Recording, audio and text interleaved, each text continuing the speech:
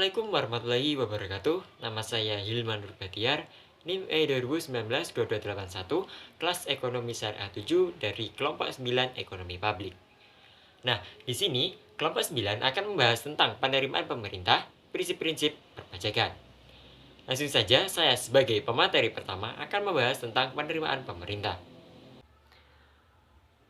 Aspek penerimaan pemerintah yang diperlukan untuk membiayai pengeluaran pemerintah.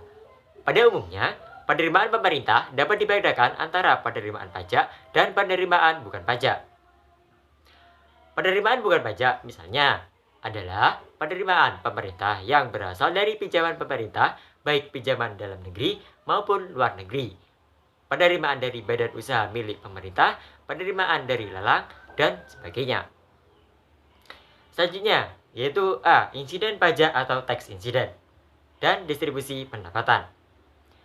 Bagi seorang ekonom, yang penting adalah identifikasi insiden pajak atau tax incident, yaitu pihak yang menderita beban suatu pajak karena wajib pajak, atau yaitu orang yang membayar pajak kepada pemerintah, disebut juga tax impact. Mungkin dapat menggeserkan beban pajak tersebut sebagian atau seluruhnya kepada orang atau pihak lain. Selanjutnya yaitu B. Insiden pajak anggaran berimbang atau balance budget incidents.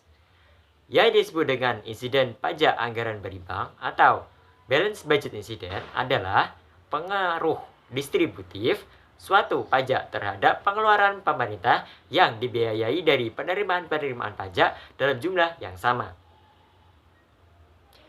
Selanjutnya yaitu insiden pajak absolut atau absolute incidents. Klasifikasi analisis insiden pajak lainnya adalah insiden pajak absolut. Analisis ini hanya melihat pengaruh suatu jenis pajak, misalnya pajak pendapatan, terhadap distribusi pendapatan masyarakat tanpa melihat efek distributif jenis-jenis pajak lainnya atau efek distributif dari suatu program pemerintah atau pengeluaran pemerintah. Selanjutnya yaitu insiden pajak diferensial atau differential incident.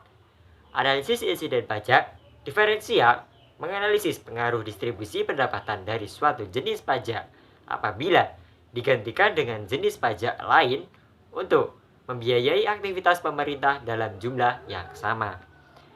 Selanjutnya tentang pendekatan pada analisis insiden pajak atau tax incident. Analisis mengenai insiden pajak dapat dilaksanakan dengan dua pendekatan, yaitu pendekatan keseimbangan parsial atau partial equilibrium approach dan pendekatan keseimbangan umum atau general equilibrium approach. Selanjutnya tentang F. Insiden pajak keseimbangan parsial.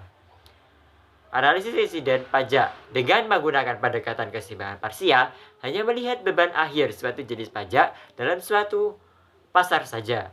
Oleh karena itu, analisis insiden pajak keseimbangan parsial tidak dapat dipergunakan untuk menganalisis pajak penjualan umum atau general sales tax, yaitu 1. Pajak penjualan pada pasar persaingan sempurna, 2. Pajak penjualan pada pasar monopoli, 3. Pajak penjualan pada pasar tidak sempurna, 4. Pajak penghasilan, 5. Pajak pendapatan perseorangan, 6. Pajak penghasilan badan, dan yang ketujuh pajak perseroan pada pasar persaingan sempurna, 8. Pajak perseroan pada pasar monopoli. Sekian presentasi dari saya, kurang lebihnya mohon maaf. Terima kasih atas perhatiannya. Wassalamualaikum warahmatullahi wabarakatuh.